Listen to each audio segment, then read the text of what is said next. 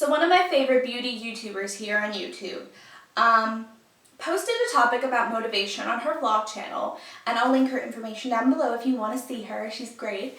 And she's been having difficulty getting back into her fitness routine, and so have I.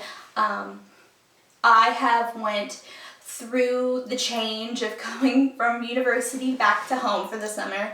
And the problem being that I went from having a gym that was a 3-minute walk from my apartment and buying all my groceries and trying to resist temptation to coming home where a gym's not readily accessible to me, and the problem of my parents' food preferences.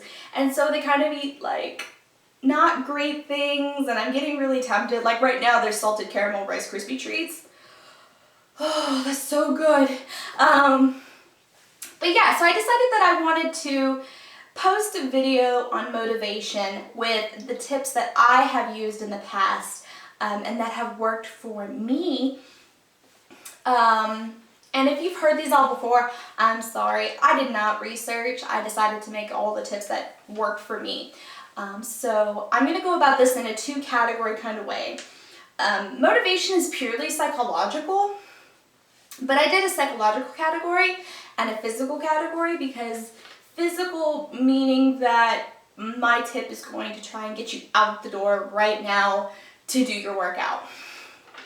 So beginning with the psychological, I have a Pinterest account, and I'm not one who gets motivated by the motivational quotes, but there was one pin that really just stuck out to me, and it said, "What you eat in private, you wear in public."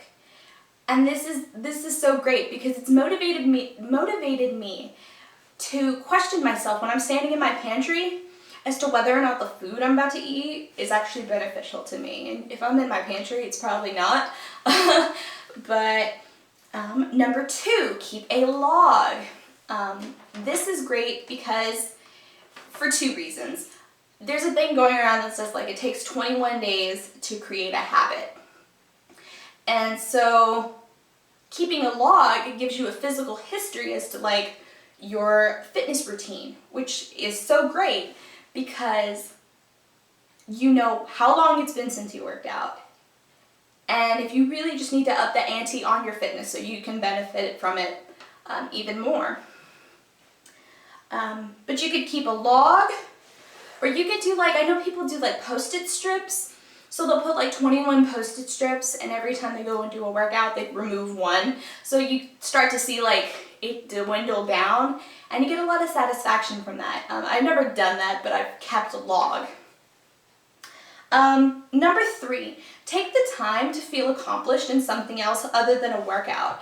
So for me, I end up cleaning my house or decluttering, and I get a lot of gratification and accomplishment from that. And typically if I get a lot done in my day, I'm all yeah, I'm Wonder Woman, let's do this, let's do a workout.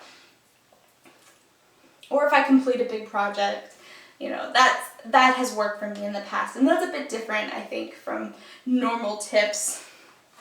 So tip number 4, I'm an internet file, and so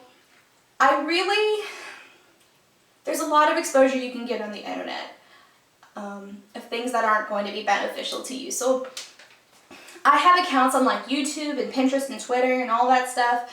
I like to follow fitness accounts on those media websites, or social media, whatever you want to call them, because you will constantly have a steady flow of workouts, fun activities that are healthy for you, or healthy recipes. So you just got a lot of healthy lifestyle things on your feed, and you're not being constantly tempted. I know on Twitter, I really like to follow the accounts of athletes. They're great. So moving into the physical, here's my 5th tip: set more realistic goals. I know a lot of people get down because they're not satisfying the goals they set out for themselves. If you expect to lose an exorbitant amount of weight in a short amount of time, it's pretty safe to say it's not going to happen. And so bring down your goals into just like baby steps during your journey. You know, if you want to lose 10 pounds in the next 3 months, I think that's excellent. And if you surpass that goal by leaps and bounds, even better. But so long as you lose it in a healthy and safe way, and it's going to help you maintain a healthy lifestyle, not like some pill that will help you lose weight, but as soon as you start eating regularly and taking the pill, it doesn't do anything for you. Like, it'll come back. Another one, make plans to work out with friends. Friends are really great because they make the workout not seem like it's a workout. You tend to have fun. So you really don't have that mental, like, which would you rather, work out with your friends or go on a 3-mile slog in your neighborhood just staring at the ground or looking at houses? I don't know about you, but I prefer friends. And the other side of that is that friends will keep you accountable. It's easier to say no to yourself when you're laying in bed and sleepy as all get out, but it's a lot harder to say no to your friend who's you both sat there and made a plan to work out. And then here's the biggest one that's probably made a role in my life currently. I'm trying to implement new factors in my routine.